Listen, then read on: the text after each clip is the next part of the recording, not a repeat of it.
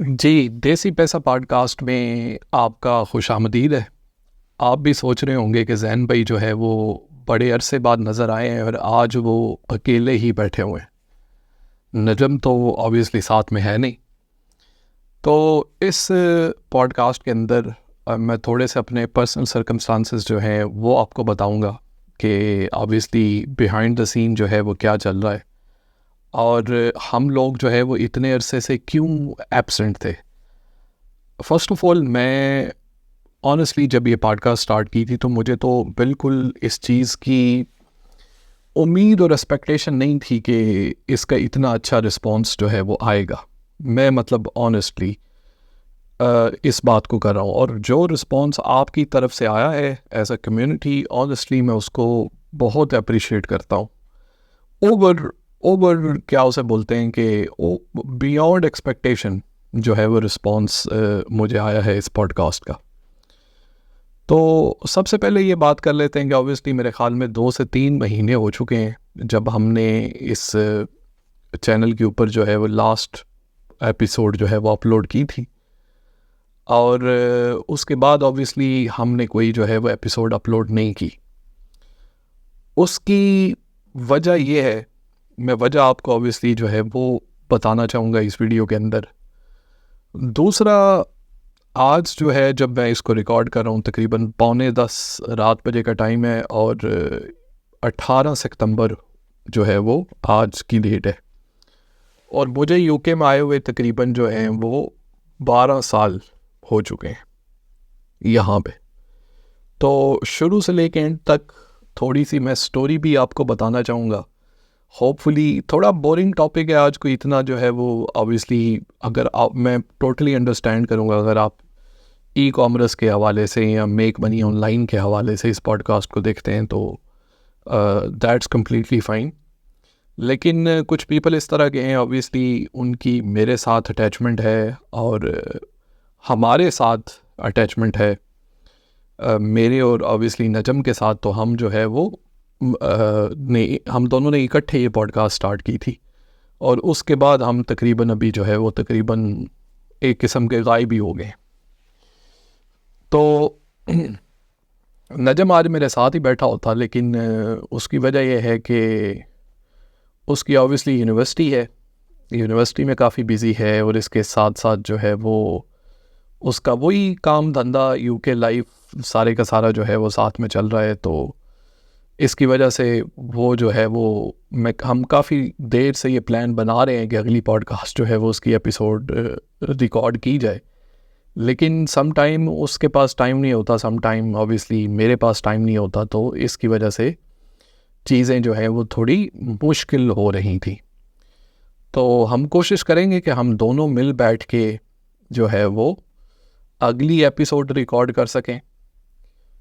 तो first of all मैं बात ये करना चाहूँगा कि क्यों 3-4 महीने हो गए हैं हमने इस पॉडकास्ट के कोई एपिसोड जो है वो नहीं हमने अपलोड नहीं की यहाँ पे। मई की बात है, मैं इसी टेबल पे बैठा था जहाँ पे मैं अभी बैठा हूँ, अभी मतलब वीडियो रिकॉर्ड कर रहा हूँ, इसी जगह पे ही बैठा हुआ था। तो मुझे नजम का फ़ोन आता है। नजम उस वक़्त जो है वो अपनी यूनिवर्सिटी में था। तो मुझे बोलता है कि पाकिस्तान अम्मी की तबीयत जो है वो ख़राब है और उनको हॉस्पिटल लेके जाना है। तो मैंने वो जो है वो ड्राइवर को फ़ोन कर दिया, तो वो आ रहा है तो उनको हॉस्पिटल लेके जाएंगे।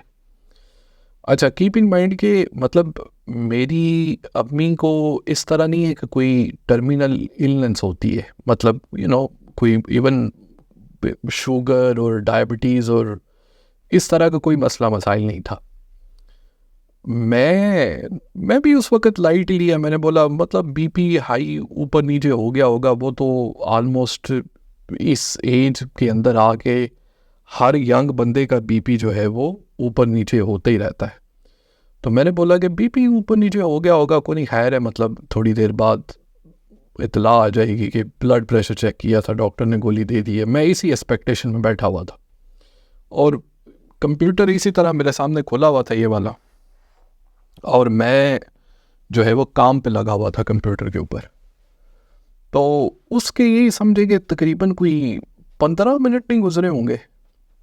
15 मिनट बाद जो है वो मतलब उन 15 मिनट के दरमियान मतलब मेरा एक दफ़ा रब्ता मेरा बड़े भाई से हुआ है जो पाकिस्तान रहते हैं। तो उन्होंने बोला कि वो ड्राइवर आ गया तो वो लेके जा रहे हैं उनको हॉस्पिटल, तो मेरी आगे डॉक्टर से बात हो गई है, तो डॉक्टर जो है वो उनको अटेंड कर लेगा।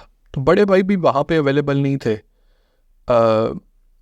मैं ने बोला ठीक है, मतलब ये तो एक नॉर्मल रूटीन, बंदे को गैस हो जाती है, बंदे को पता नहीं और बहुत मसले मसाइल जो है वो हो जाते हैं। लेकिन ये तो बात मेरे माइंड में नहीं थी कि 15 मिनट बाद फ़ोन आया मुझे बड़े भाई का, तो उन्होंने मुझे बोला कि अम्मी की डेथ हो गई।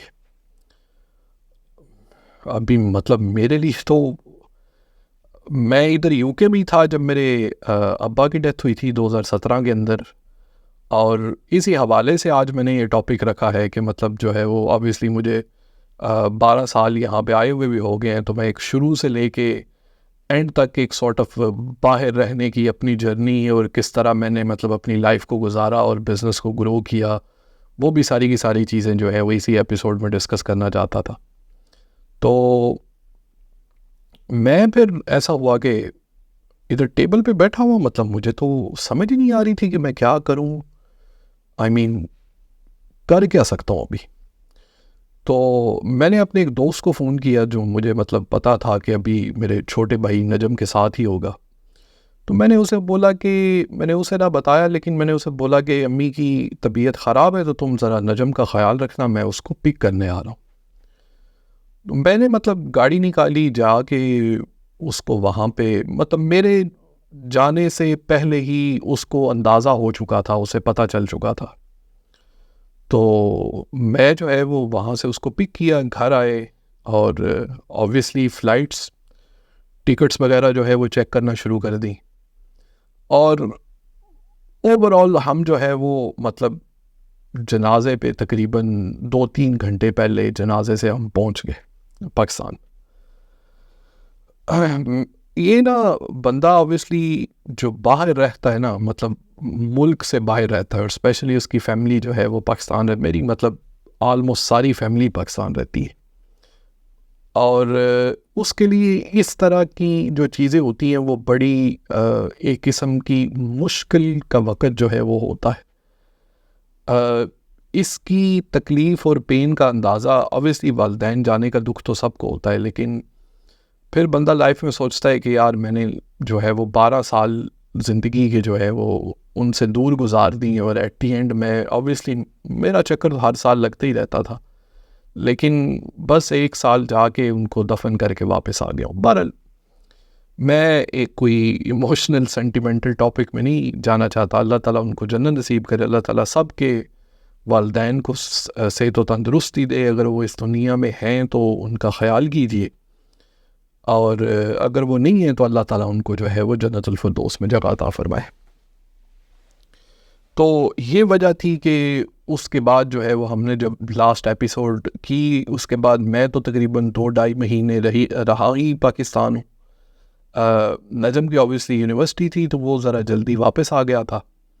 मैं 2-2.5 महीने पाकिस्तान रहा हूँ, फिर अभी तकरीबन मुझे भी आए हुए अभी महीना 1.5 ही हो गया है तकरीबन। मई के मैं मिड में गया था और तकरीबन जो है वो मैं आया हूँ अगस्त के मिड में। तो ओवरऑल इसकी वजह से 2-3 महीने आपने जो है वो हमें इस चैनल के ऊपर नहीं देखा। ऑब्वियसली मेरा इंग्लिश का जो यूट्यूब चैनल है उस पर इतनी लंबी वीडियोस नहीं होती, 10-15 मिनट की वीडियोस होती हैं, तो वो तो मैं एक रिकॉर्ड करता रहता हूँ और साथ साथ में उनको पब्लिश करता रहता हूँ। वहाँ पे एक जो है वो रिदम बना हुआ है। और पॉडकास्ट की मतलब एपिसोड हम कोई एडवांस में रिकॉर्ड नहीं करते, मतलब हम रिकॉर्ड करके अपलोड कर देते हैं। तो इंग्लिश के चैनल जो है उस पर थोड़ा सा स्केजुअल बना हुआ है कि 2-3 वीडियो एडवांस में रिकॉर्ड होती हैं, एडिट होती हैं, तो वो सॉर्ट ऑफ जो है वो एक, हम पंजाबी में बोलते हैं कि नगाड़ नहीं सूखना चाहिए, एक नगाड़ बना हुआ है उस चैनल के ऊपर। अच्छा, मैं थोड़ी सी अपनी स्टोरी जो है, ज़्यादा लंबा टाइम मैं नहीं लूँगा, ऑब्वियसली नजम होगा तो सवाल जवाब का सिलसिला और ये सारी की सारी चीज़ें जो हैं वो स्टार्ट करेंगे।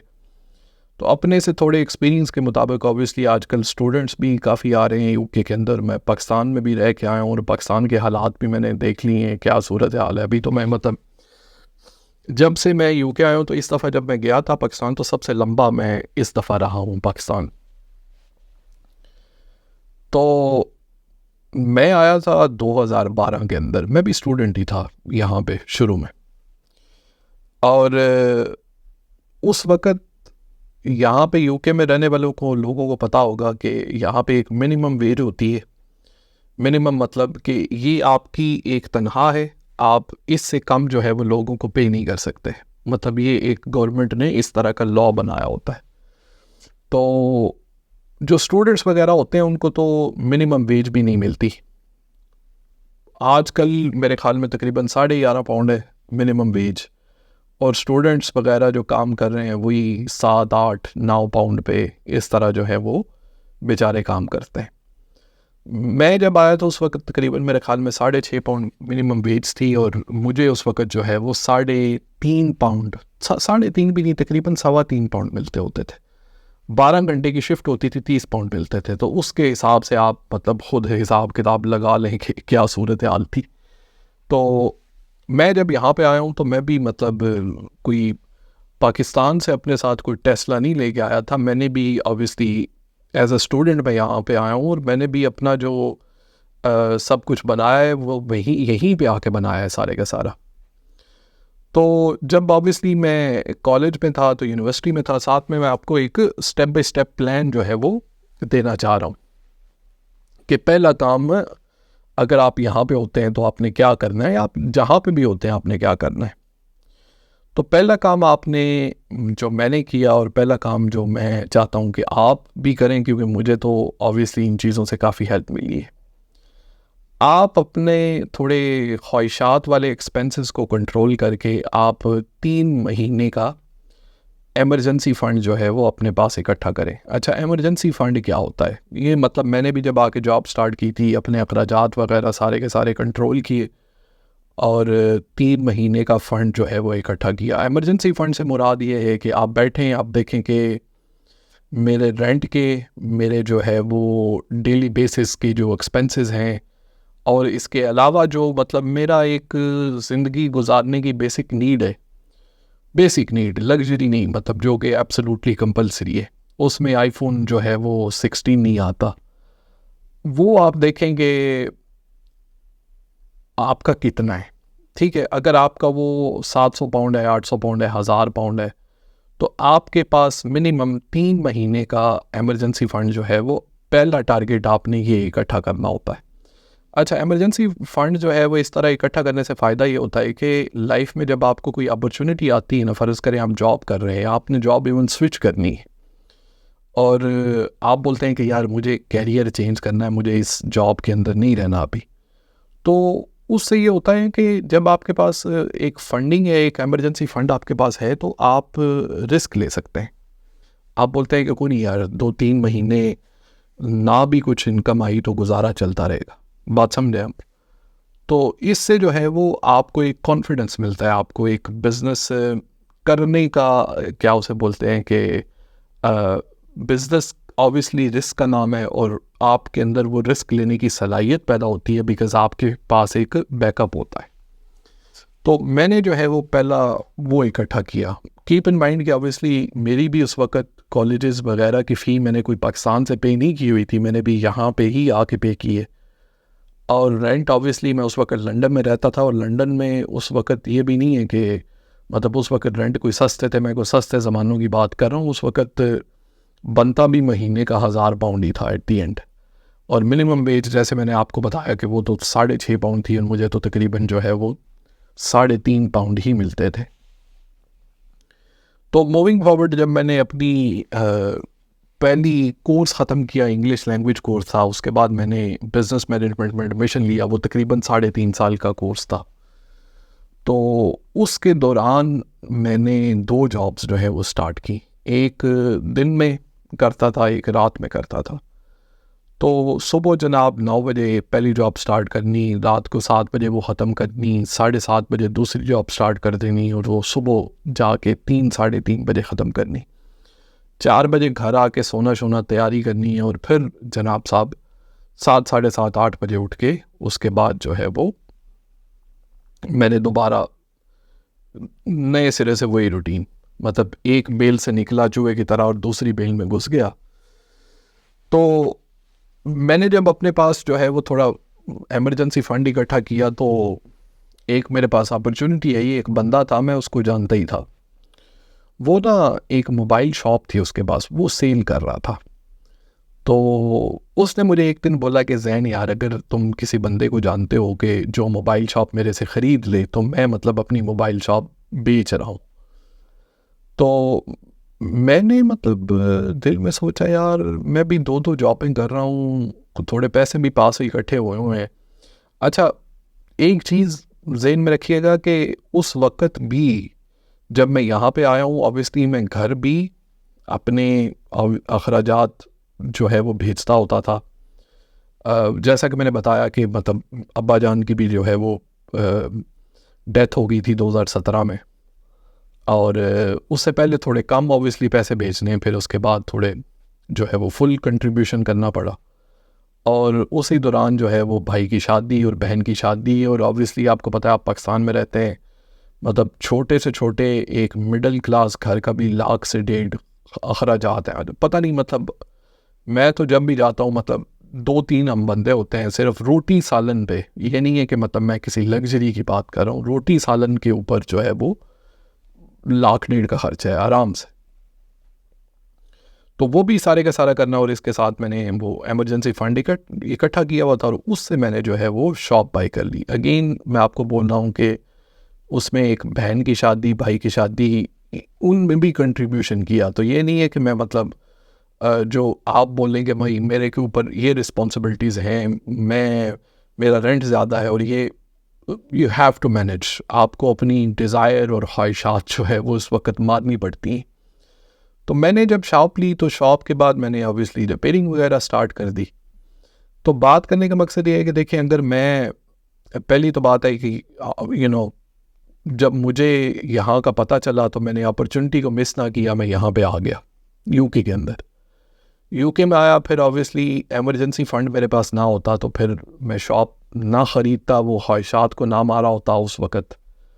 जब शॉप ख़रीदी तो फिर मैंने जो है वो ऑनलाइन सेल करना शुरू कर दिया।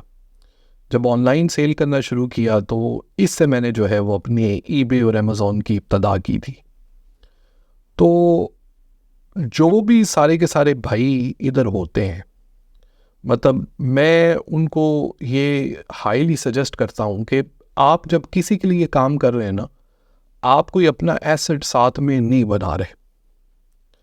आपको साथ में एक साइड हसल बोल रहे आप, मे बी उसमें शुरू में उसमें इतनी ज़्यादा इनकम ना आए आपकी, लेकिन over the period of time, मतलब मेरे ख्याल में मैंने अपनी एज में अपने इर्द गिर्द देखूं, मैंने 12 साल में, मतलब अल्लाह ताला जो है वो नज़र ना लगाए, मैंने 12 साल के अंदर अपने अलावा इतना ग्रो करते हुए किसी को नहीं देखा।